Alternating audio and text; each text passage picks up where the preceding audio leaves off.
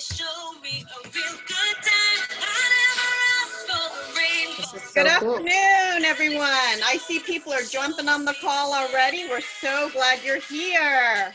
Welcome, welcome to our online speaker series, CEO Chat. I'm going to introduce our speaker in a minute. Look, Arlene, we already have almost 30 people joining us today. Whoa, I'm excited. I gotta get this on social media at some point. Yes, Hi you're guys. welcome to anytime. We got some great kids. We have middle school and high school kids from our program, and we usually get around 100. So we got some more people coming on. Welcome everybody. That's awesome. I'm excited. Yeah. Well, let's get started. I want to welcome everyone to our online speaker series, CEO Chat. As you all know, the CEO stands for Career Exploration Opportunity, and our goal today is to do just that. We are thrilled to have our speaker today. I'm sure many of you recognize her. Arlene Borenstein is an NBC6 news reporter, and we're so glad to have you with us today, Arlene. Thank you. I love being here. Thank you so much. Truly, I can't wait to talk to you guys. I really am. I'm excited. Great. Well, before we begin, I just want to remind all our attendees that we're going to ask questions at the end like we've done before. So fill them in the Q&A box, not the chat. Please use the Q&A. And go ahead and start throwing those questions in now when you think of it so you don't forget it. And then that way, when we get to that portion, we'll have them all ready to go. So let's dive in. Arlene, tell me a little bit about yourself, including where you were born and raised, schooling, experience in the business world, etc. So I was born and raised right here in South Florida, woohoo, hometown. I was born in Pembroke Pines, but I was always in Miami-Dade and Broward, family, friends, the beach, lots of things to do. And I went to school at Florida State, and I really got my bearings with news from Florida State heading back to South Florida. A lot of people after graduating college, they go off to other markets, other states, smaller markets. If you want to be on the air, usually that's something you do. But I actually started as a writer, which is unique. And I started at Channel 4 as a freelance writer, and kind of just worked in this market, moved around from Miami to DC to New York, and just soaked it all in. And now I'm married with a kid.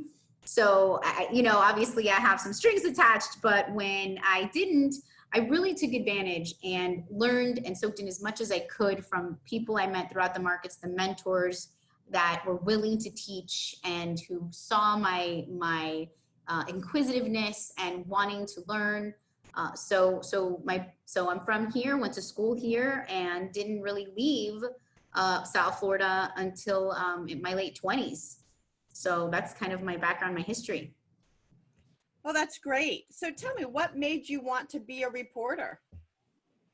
So I recently posted this thing on Instagram that I always knew I wanted to be in news in some way, shape, or form. But my senior yearbook, which I hadn't looked at in like 10 years, which I did because of the whole 2020 senior class, I felt terrible when everyone was posting their senior picture. So I went back and I looked, and in the senior directory, it said, obviously your name, what your extracurricular was, and what you want to do when you grow up. And one of those things happened to be a news reporter. So I know at least from high school, maybe before, it was always something I had an interest in, current events. My mom always really had the news on. She would write the opinion section. So it was something that was familiar to me, that I took an interest in. I loved the community aspect of it, seeing people in places that I've been, reporting on stories that neighborhoods that I knew. I just really connected to that. And I love people. I think it's, if you don't enjoy talking to people or asking questions or being curious, maybe news reporting isn't for you. Maybe producing another aspect of news, because really every day you have to expect to speak to a different person in a different place and just kind of adapt. But really what always connects is the community, and that people have a story that you are going to tell. So I enjoy it. It's a passion of mine. And it's really important that kids who are listening know that you can excel at something that you have a passion in. And it's always something to remember, because sometimes we go after things for the wrong reasons, money, or, perhaps your parents did it. But it's always important to keep in mind what you're drawn to. That's so true. That's really good advice because you have to love what you're doing, or at least if you're lucky enough to do a job that you love, you're doing well in this world, I think. Yeah. Yes, yes. So I'm sure there's a lot of our students out there that really are interested in this type of field. And you mentioned how there's different facets like producing and being on air. What kind of education or training would you say that they should do, or what's required to become a news reporter or in the news field? Well, again, it really goes back to your own genuine interest in the current events, knowing about the coronavirus, knowing about George Floyd and the protests and how it affects your community, and even you and your family. The steps to take, if you can do anything in your high school years that gets you some kind of footing, whether that's maybe volunteering at a local newspaper. That's actually how I started in high school. We had the option of like on the job training or going to kind of intern somewhere that would accept a high school intern. And that's what I did. I reached out to whoever I could to get me into a local paper somewhere. And it worked. There was a community newspaper, the Sun Sentinel, and they, Sun Sentinel had a community partnership or a paper, and I ended up working there, and that led me to an internship at another newspaper. And so I actually gained some footing before even getting to college, and that's what ended up helping me eventually when I got into the communication. It helped me get into the communication program, which is not the easiest program to get into, just because I had an interest. I really reached out, and thank you for, yes, NBC6. And yeah, so every little kind of brick you lay on your foundation helps you get to the next thing. And if there's nothing else I've experienced in my career, it's that. So ask questions, get involved, do, the things you need to do to get into college, obviously. And once you get there and you have this footing already, it's really going to just set you ahead of the game. And then once you graduate, you've already been, you're not going to have an empty resume. So a big thing, if you want to be on the air, very, the typical way of doing it is you go to college, you graduate, you can intern during college at a local station if that's what you want to do by being on the air. And then you start at a very small market. By small market, I mean, just to throw some places out there, a small city in Texas or a small city in Nebraska. And that's where you can make all your mistakes and learn how it is to work with a news team and get all the information and have to like regurgitate it immediately when it comes to breaking news. You get all that footing, and then that's when you can kind of go into a bigger market. I did it a little differently, but there are different ways of doing that similar track. Oh, that's great. Yes, I think that's so important. You said a communications degree is key because that's where you learn all the educational part, but then really it's just working in the trenches, so to speak, as you said. Yes, and the small market sure. and working up. Just keep going. Tell us what a typical day or week is like for you. I mean, right now we're going through so much in the news and in our world. I'm sure your days are just so busy. So share with the kids so they know what it would be like if they were in your shoes.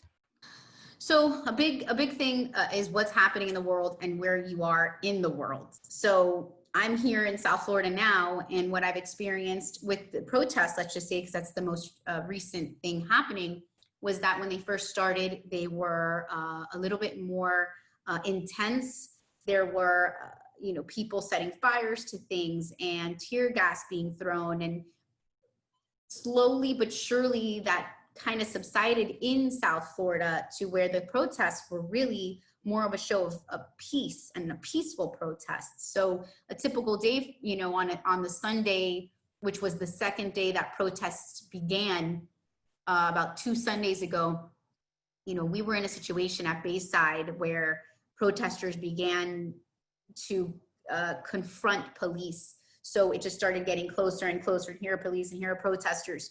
So as a reporter, you have to be on your toes. You have to know that anything can happen at any moment. And maybe before I was a mom, I may have been a little less, careful, but definitely you have to gauge. There's telling the story, but there's also telling the story safely. So to make sure that you're all right and having all these things run through your mind, you know, I need to ask good questions. I need to be informed. I need to make sure I'm safe. I need to make sure, you know, to keep an eye on my photographer. My photographer needs to keep an eye on me. I mean, we have a full-on plan. We had a full-on plan even before getting to the protest.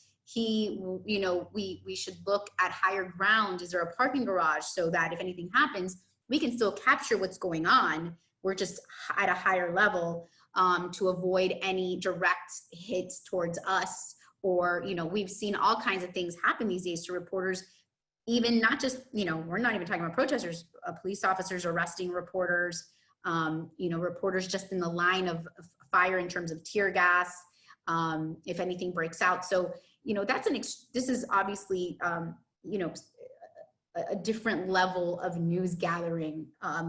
The only thing I could really compare before this is covering a hurricane, which I've covered many hurricanes. I've been in many hurricanes. I was in New York during Hurricane Sandy thinking, why am I covering a hurricane in New York? I've lived in Florida all these years and I'm living in New York and I'm covering a hurricane. So that was really interesting. And I felt almost like, wow, I'm probably more prepared to be telling the folks out there how to prepare, how to evacuate if you have to evacuate, listen to what the mayor is telling you, practice safety in this case. And so while I'm out in this hurricane, again, it goes back to making smart decisions, because at the end of the day, they want you to be safe, but also show and tell what's going on. So a typical day can run the gamut. I was at a summer camp the other day talking about summer camps reopening. So it really is day by day. And you don't know what you're doing for the most part until that morning. So how do you prepare, like writing your questions and you're getting, because like you said, you might not get a call until that morning and they say, I don't know, what did they say? Like in an hour, we're going to have such and such event. I'm sure you have some ahead of time, but you know, how do you deal with that? I mean, you really have to be quick on your feet, don't you? Yeah, you have to be prepared for the unexpected. You could be working on one story all day and then you're moved on to something else. I had an example the other day where, you know, I may be graphic, but it was 2 bodies sadly found on the beach. And that was my story. And they were looking for a suspect. And I'm sorry about that, but it ended up, there was a chase. And the chase, which we didn't, you know, hadn't tied to this, had potentially was going to have something to do with the original scene. So that wasn't even, you know, that was out of sight, out of mind. And then it turns out it was, you know, one news event happened to do with the other news event. Because, you know, a chase is in and of itself a news event. So that's, you know, kind of a gorier example, but it really evolves. It's really fluid. You know, a protest could turn into something amazing and peaceful, or a protest can also turn out to be something that could hurt somebody. So really the unpredictability of it, you just keep an open mind. That makes sense. Yeah. So right now, as you have been alluding to already or talking about already, you know, we're just facing such difficult challenges in our world right now. And news reporting is, well, it's always so important to the community because you are a lifeline to a lot of things going on. But how do you think it's changed with the pandemic? And then also, what do you think the media's role is when facing such critical stories, not only with the pandemic, but also the death of George Floyd? Well, we'll start with the pandemic. It was interesting, news gathering, you know, it's so minute to minute and you really need to maximize your time. But what was happening was you were running into these situations that made everything take longer. For example, if you know, usually you drive to a scene with your photographer. Well, they, you know, obviously one way to keep the crews safe out on the field was to drive in 2 different cars. But when you're driving 2 different cars as a reporter, you can't really, usually you're in the car with the photographer and you don't have to drive because you can research, you can look up video for your story, and you can start even writing kind of things in your head. But if you're driving to a scene, obviously you can't do any of those things. So really like the back behind the scenes was seriously impacted. Social distancing, it's so strange to have an interview with a mic that's like 10 feet long. And you really want to engage with the person you're interviewing. So the pandemic brought a weird, something that I think field crews had never experienced before. And obviously you have the level of like paranoia with hand sanitizer and, you already, as a reporter, you have to prepare yourself to use a public bathroom because you're just out on the field. Sometimes you may not necessarily have a building near you or something. And then in a pandemic, do you really want to use a public bathroom? I mean, these are things that are the non-glamorous parts of what we do, because it's not really glamorous at all. So it's funny, it really affected behind the scenes. In front of the camera, we had to disseminate a lot of important information about things that we never had to talk about before, contact tracing, the testing sites. Some people come at this age with these symptoms, and it's really important to get that information out right, because you have people who are sick or who are helping a sick person who oftentimes rely on the news for this really critical information. So the responsibility for local media, I think, was more important than ever. Oh, and then for George Floyd, moving on, I think just as a journalist, the progression of just in the last week or two, from the protests being seen more as riots to then being more showing a unified stance in peace in a lot of ways, and being, for me personally, very touching to be there with protesters. And then all of a sudden they're holding signs and chanting and saying, the phrases and things they want to get out. And then all of a sudden, all of them just kneeling on one knee and being completely quiet. And it's just emotional. It really is historic to see. And you feel privileged to be in a situation where you see all this play out in front of you. And you can really weigh out how local and national news portray everything, and make those and make those parallels. The other thing is seeing the change and the emerging change, I should say, things happening as a result of the people who have self-organized grassroots efforts coming together, this unifying of all people. I've interviewed people at protests of all backgrounds. And it's really special to see, and seeing that this effort has actually led to emerging change is something really incredible to be able to report about and see and get that information out there. But also you do some really special stories where you highlight important people or people that give back a lot. And when you do any types of stories, but especially those, I know you talk about how you research and the writing and the editing and all that kind of stuff, because you do some beautiful programs that I've really enjoyed watching about some great people in our community. That's so nice. Thank you so much. I really appreciate that, because those mean so much.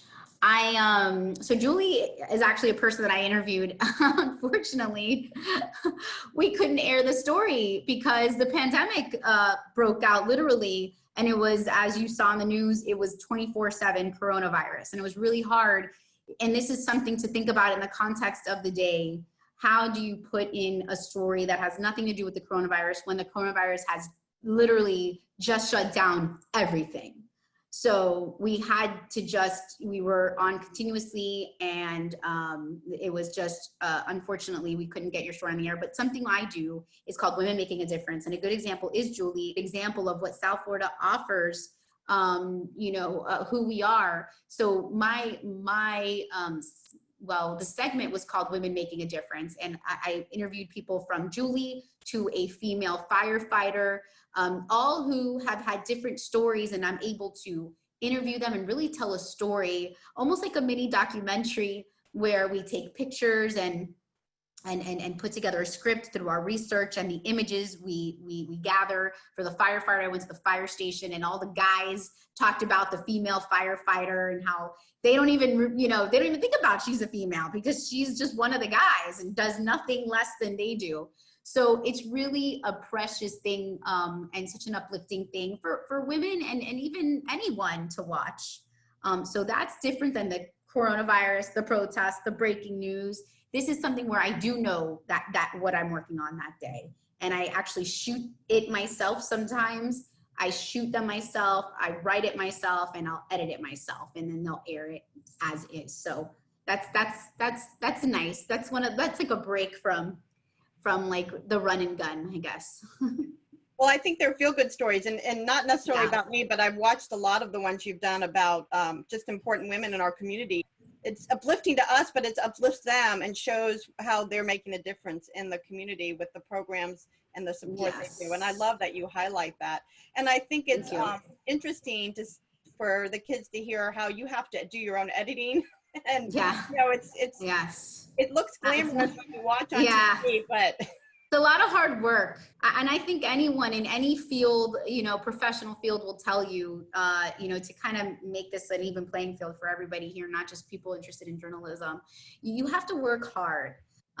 This is an ever-changing society technology-wise as well. This is not to scare anyone. Again, goes back to if you have passion and you have self-motivated, comes easy, but you have to constantly work on your craft, constantly work on what your dreams and your goals are, and make sure you're just prepared for the next step. During this downturn with the economy, I actually took the time to get a certificate from, one of the schools here. And, you just never know. You just want to be ahead of the game. And as a journalist, the subject matter is something that could help me as I'm pitching stories, telling stories. So always just, you're never going to stop learning. You should never feel like you've gotten to the top of your game. You should always keep pushing, always. I think that's so true. Like you said, in any field, no matter what you're doing, you got to Exactly. keep working at it. Serious. So tell me, what's the best thing you think, what's the best thing about your job, in your opinion? Oh, wow. So the perks. Well, I mean, I'll be honest. My favorite thing is telling a story that you may never hear otherwise. Telling a story of a person, this young girl we interviewed, we interviewed her for a story about panic attacks. And I never asked her, we talked about her panic attacks and that she had them from when she was younger, but it wasn't until I was in front of her at her home where she told me the reason why she was having panic attacks is because she was 7 years old when 9/11 happened. And her father was a police officer, but not in New York, in Miami. And it was the first time it occurred to her when she was in school watching the towers get hit that her father could be in danger in some way. So seeing other people who look like her father run into the towers, being in that area, the police officers. So that's what ignited her anxiety attacks, and her anxiety attacks were reignited through the pandemic. So, for me, telling people's stories and being able to help another person by telling that story is really the most rewarding part. Is it cool to be on TV? When my son sees his mom on TV and he says, "Mommy, mommy," and then he wants to turn it off because he'd rather see, Paw Patrol or something. It's really sweet to see that, for sure. My mom, it gets excited and everything, but after a while that goes away, and the real part of it is what keeps you around. Oh, that's awesome. Before we go to the Q&A questions where we can answer what the kids have said, let me ask you something that you had wished someone had told you before you started this career. That's such a good question. I think I would say, if I could change anything, and obviously that would be what I would tell my younger self, is to have the confidence that I can do the harder jobs, not to be afraid to go after what you may think is unattainable or what you may scare you. However, you want to get there, and so it scares you. Don't let fear lead the way. Let that passion take you and really roll with that. And don't be afraid to ask questions and vocalize what you want. Don't be afraid to do that. I love that. We just can't live our lives in fear, right? Yes. Yes. Have no fear. What's that? Does not get you anywhere. And as Nike says, just do it. Yes. Follow Nike. That's right. So this brings us to the Q&A questions, and one of the first ones right here is, were you ever shy? And I think that really is a good segue from being fearless into, were you ever shy? Yeah, yeah. I was shy, but I never was shy enough where I didn't try to do the on-camera thing. Remember, I started as a writer. I even worked at the assignment desk at the station I work now. I was on the assignment desk helping other reporters and dispatching other reporters. But I think, yeah, I guess what it was is I had to get over the fear of going live, the anxiety that I would feel going live. And you know what? The only way I could get over that was by doing it. The only way. So don't let that get in your way. Oh, that's great. Cedric wants to know, how is it like working at NBC? Is it fun? Yes, that's a good question. I mean, it's work and it's fun. It's both. It's hard work. You're out there on the field. Sometimes it's hot, and sometimes not everybody wants to interview with you. Sometimes you have to, really find those interviews, because, the first person is not always going to be the one to give you the interview you need to tell the story, and you're on a timeline. So, it's fun, and your crew, when you're with your photographer and you and your photographer vibe well. Honestly, there are moments where I'm like, oh my gosh, I would do no other job. I could do no other job. What could I do? What could I do that's anywhere like this? But some days are very challenging. And, I'll give you an example. I had a 20-second delay, I think I heard the other day on TV. So I'm standing there and I'm on a delay from what you're seeing on TV. So if the anchor's saying, and here's Arlene Borenstein, just count, let's just say even 15 seconds. Here's Arlene Borenstein. 1, 2, 3. And I was just standing there. So you depend on your earpiece, if you're live and at a remote place, what's going on in your ear is what your understanding is happening on television. So there are challenging moments. We do have fun, but not always easy. Definitely sounds challenging. Oh my gosh. It is. And Francisco wants to know, how long is an average day for you? And I wanted to also you mentioned you have a son, so I'm sure it's changed now from when you were before children, right? Yes. Before children, I really didn't. Honestly, I was so, I lived in New York when I got my first full-time reporter job. So obviously I was over the moon. I was in New York. I had friends there, and being home or getting home at a certain time was not even a thing. So I can't say I was married to my job, but really it was the priority in my life. I didn't, if I had to stay till 10 p.m. and I started at 9 a.m., it really wasn't a big deal. Once you have a family, that definitely changes. Time matters. And so what happens in our field, and what has happened, is not only are you on camera for your shows and what you're working to do you've worked on your story all day and you're in your shows, but then, you have your web article that you need to send over. You're also expected to do social media for your story, send in tweets and Facebook Lives. So it's important to try to have a balance. Oh, I'm sure that's really hard. Yeah. But a typical day, I know it really, you don't have a typical day, I'm assuming, because if it's a heavy news day, it's probably much longer than a non, right? Yeah, I mean, you could work a double if something insane happens and they just need you to stay. And I mean, my husband is very supportive, which is good. He gets it. He likes news himself. He's kind of weirdly, without my influence, he's kind of been into it since he was young. So, You married the right guy. Yeah.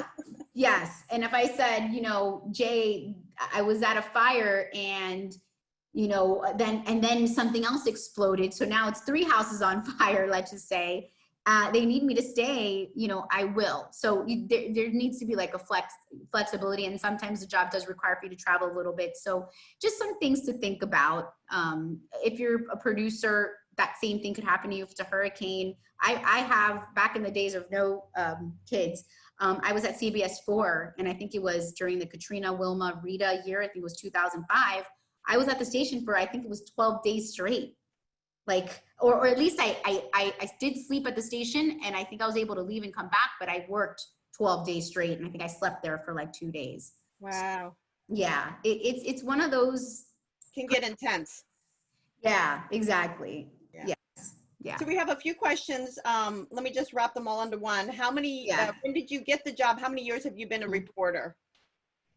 I see, and that's the thing. I've worked different roles. I started, my first TV station was actually when I was in college, but I was running a prompter. That's all I was doing. And then I got promoted to floor director, which was rolling a robot, like I guess they didn't have robotic cameras. So I had to physically pull this camera that was taller than me from the anchor to the weather girl during commercials at like 4 o'clock in the morning.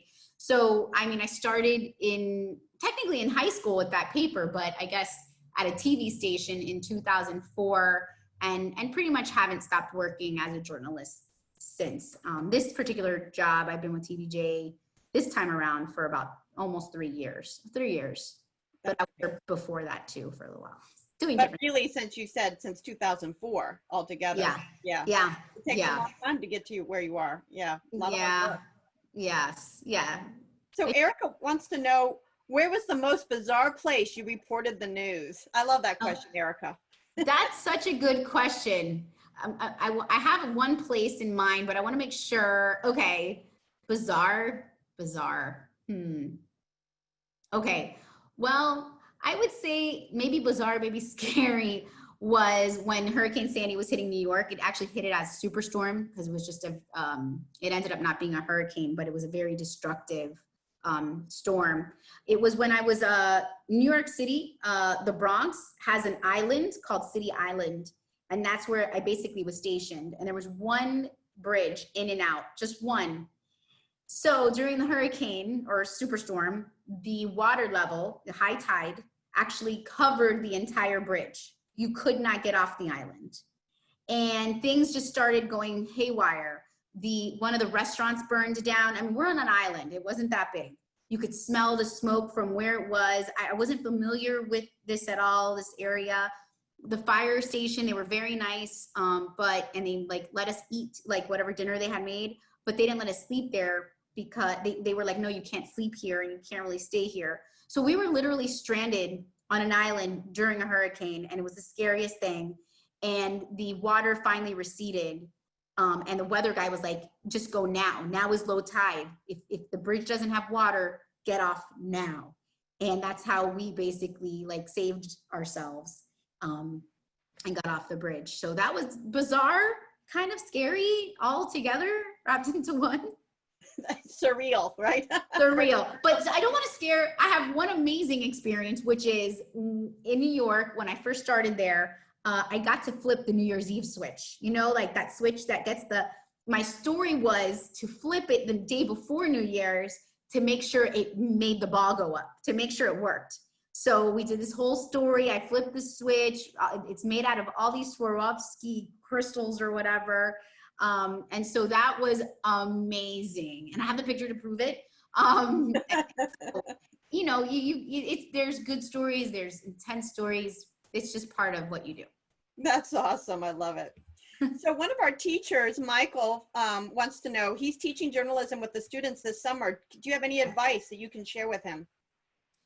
Well, I think that definitely one thing, and I've taught this, is to teach the students how to write, edit, and shoot their own pieces. And that's important because everybody's shooting stuff on this, and I'm telling you, sometimes I use my cell phone for stories and I shoot off my cell phone because the quality is so amazing. It's really hard to describe how much it can help you. But so not saying to shoot a whole story on a cell phone, that would be an interesting project. But how to shoot, write, and edit your own piece, even if it's a shorter piece, because that will really get you thinking of how do I speak to a viewer with this story? How do I get them to listen? How do I touch them in some way? How do, what images do I pick? What words do I use? The timing. So the interviews, what questions do I ask? What do people care about? So maybe little mini stories that are completely put together by one student each. Oh, that's awesome. Yeah. So we have another question. Do you choose your special assignments, and can you choose not to report live on a story if it's something you didn't want to report on? Do you have that choice? I've never myself turned down a story. I'm sure that if there was a serious personal problem, the station would be willing to work with that reporter. I think that's NBC is a great company. Dialogue to them is really important. You know, I would think maybe this is more of a, you know, I have to be somewhere at a certain time. I can't stay late or something like that. But I personally have never done that. But I'm sure if there's a religious reason or something like that, I can't speak for every company, but you know, NBC is really big about diversity and integrity, and so they would at least have some kind of dialogue about it for sure. That's amazing. That's great. Yeah. What is Rose wants to know, what is the most important thing that you need to follow in your job? Or the most important thing you need in your job? Oh, wow. I think fundamentally, first of all, patience and willing to deal with deadlines. But the most important thing that will really help you along is writing, good writing, and what it takes to be a writer of copy, you know, news copy. And one way you can start to get that is by reading the newspaper. And then even if you could compare the way the newspaper article is written to what TV is doing, but because that way you can kind of shorten. TV is all about tightening, shortening, making it quicker. You know, the newspaper, you have all this room and time, you know, to some degree, you know, more or less. But TV, our news packages are generally supposed to be just a minute and a half long, and that goes by pretty quick. So your writing will be what carries all that, is what helps you keep it moving, get the facts out, match your writing with your images. So besides the deadline pressure and the patience, your tool, I feel like your strongest tool can be your writing. Someone has a question about Lord of the Rings and Harry Potter. Yes, it's actually, Melanie's asked that question and I was going to save it to the end, Melanie. So, oh, sorry. No, that's okay. We cannot answer it now. I thought that might be a cool way to end it, but let's ask it now. Are you a Harry Potter fan, Lord of the Rings, or both? Yeah. Okay. I often say I'm too old for Harry Potter, but I had friends of mine who loved Harry Potter. But I loved Lord of the Rings, so I'm Lord of the Rings all the way. I saw all the Lord of the Rings. I loved watching it. I loved the actors in the movie. I loved the scenery, everything. So Harry Potter was like cute for me. Yeah. Lord of the Rings was like awesome. That's great. So another question, how much longer do you see yourself as a news reporter? Is this something you want to do to the end of your day? Right.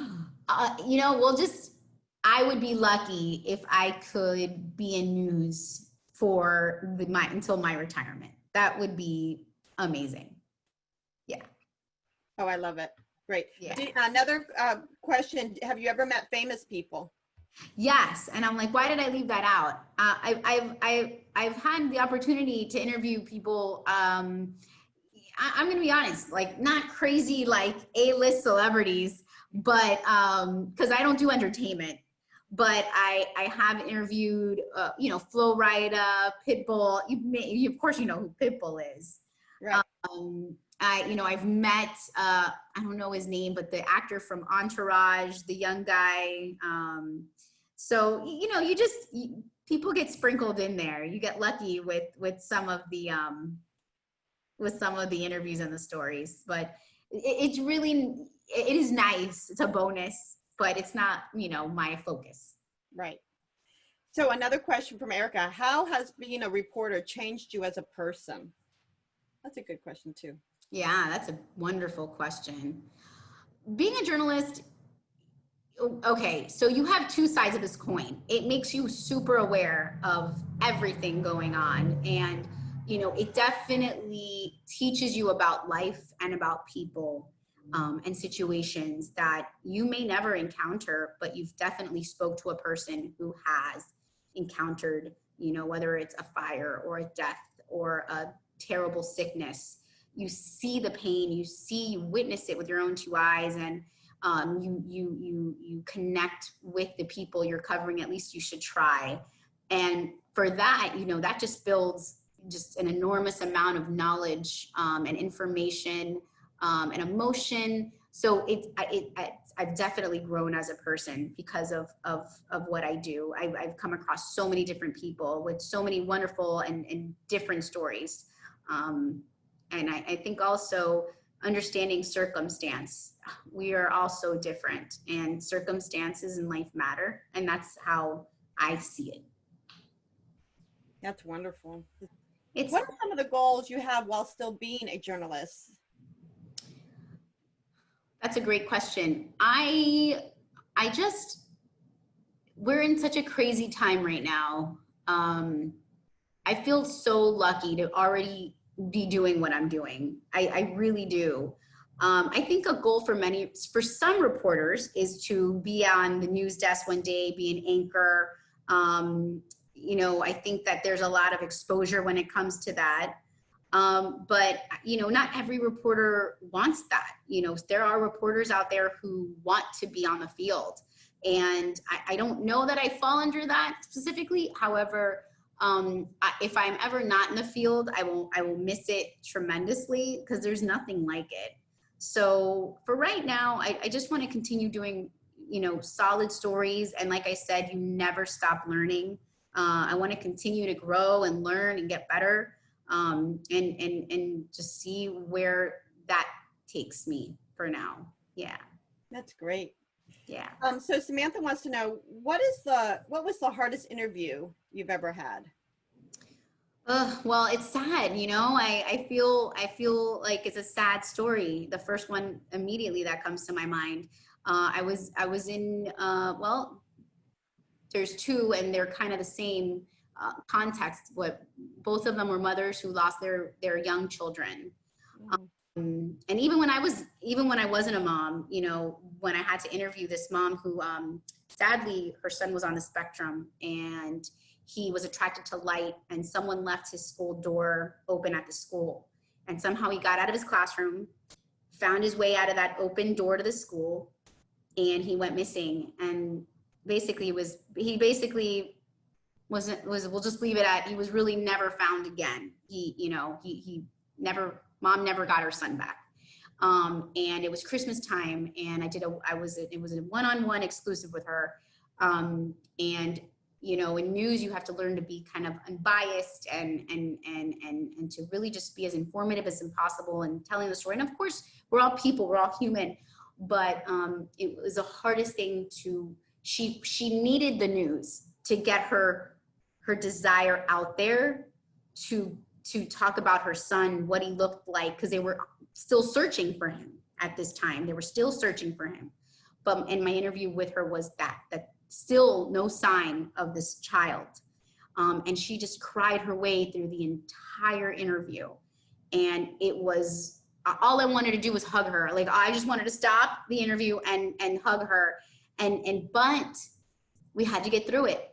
And the last thing you want to do in an interview is speak over the person or talk over the person, because every nuance of that interview is important. A breath, a pause, a sniffle, a cry, a laugh, a memory, this is really all about them, and you're capturing them. They're giving you their time and their story. So while I wanted to take off my mic, hug her, and the interview, there was a purpose for the interview. She wanted to get this message out. So I had to just let her cry and tell the story. And that was really hard. That was very, very, very hard. Yeah. I can't even imagine the strength that you have to have. It's hard. It's yeah. so hard. To not break down. I'm right there. I mean, yeah. Professionalism at its best, it sounds like. Amazing. Yeah. Yes. It's hard. So let me, I hope I say the name right. Jovanika is asking, what do you think you would have done if you had not become a reporter? That's a good question. I think about it all the time. Definitely something, I'm a people person. I love talking to people. I love connecting people. I don't know exactly. I don't even think maybe PR would be my thing. I really don't know. Maybe teaching journalism, a teacher. Well, Michael then might be calling you. Yeah, I know. I need to get my master's so I can do adjunct work. Yeah. Yes, yeah. But it's something like that, I think. Teaching, something like that. So another question is, how would you handle a hostile or uncooperative interview? Have you encountered any of them? Oh Lord, so many. I remember I was at a live shot and I'm talking and I don't realize anything's happening. And then after my photographer, cuts the shot, we're done for the night. He says, something really funny was happening behind you during your live shot. And I'm like, I have no idea because it's behind me. I don't know what's going on behind me. I'm looking at the camera, the lights on, I'm talking, I'm live. He was like, some guy had a pizza box and was going behind you, going like this with a pizza box. I'm like, oh, great. And the photographer can't tell me because I'm literally live on TV. So it just had to happen. And my photographer, I'm sure, was trying to wave him out of the way. But, and then while you're interviewing people, especially with these protests, this did happen, not just to me, but to other reporters. Willard Shepard, who is one of my mentors, he was interviewing a girl, and you know what? She had a very powerful story, and she got upset and she started cursing, and it was live, and so he had to stop her. There was a girl behind me the entire time. I wasn't going live. All of a sudden, I start going live to show what's happening in our area of this particular protest. And as soon as the camera turned on, she started yelling like profanities and really things that you shouldn't hear on TV because could be little kids watching, 5 years old, 3 years old. You could be having the news on. So I immediately just covered my mic and they dropped out of me altogether. They came back, but you can't, and the anchors, that's a thing that's a skill that the anchors have to have. They're the ones that kind of hold the show all together. All these pieces are what they're carrying. And when they hear something like that, they have to immediately address the public. I heard Keith Jones in my ear saying after that happened, well, we're very sorry. You have to understand this is live TV. There are intense moments. Anything can happen. We apologize, because you don't have time to bleep that out, especially because if I'm talking and she's yelling over me, it's just unexpected. So it has happened. Yeah. Yeah, that's tough, I'm sure. Oh gosh. So Adriana wants to know, how do you ensure your work is accurate and factual? Yes, very good. We have a future journalist right there, because that's the most important thing. You really want to fact check as much as possible beforehand. You want to attribute all your sources. Definitely, if you're getting something from the Centers for Disease Control, according to the Centers for Disease Control, or according to the CDC, or a study by this journal, or according to FIU After School All-Stars, there's 50 kids in this Zoom panel, or whatnot. We're reporting information that people are giving us and that we find to come from a credible source. One thing NBC Standards does, and this is for all NBCs that are owned and operated by NBC, all the news stations, you have to have two sources. So, if it's a breaking news story and we just found out that some celebrity just died, let's just say, God forbid, but died at, the W Hotel in Fort Lauderdale. If a person calls from the hotel telling us, hey, this person, XYZ, just died at our hotel, I'm breaking the news to you, then typically we would need to get confirmation from either the fire department or the police department, a credible source to pair with the first tip. We would not go by a person calling the station claiming to be an employee of the hotel.